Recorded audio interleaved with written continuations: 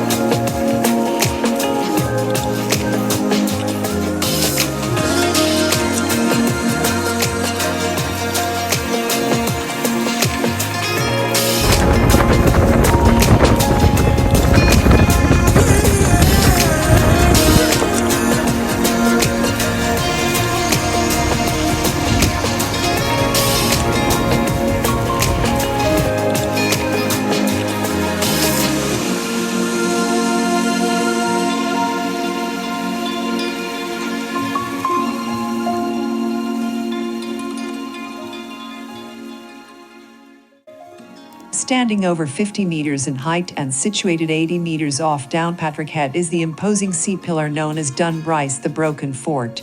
The surface of the pillar contains ruins of an ancient residence which once had a land bridge forming part of its fortification. Numerous folk tales tell how the pillar came to be separated from the mainland. The annals of the Four Master note that in 1393 the land bridge which joined the pillar and the mainland was washed away during hurricane. As a result, a number of families were isolated but eventually rescued using ship ropes.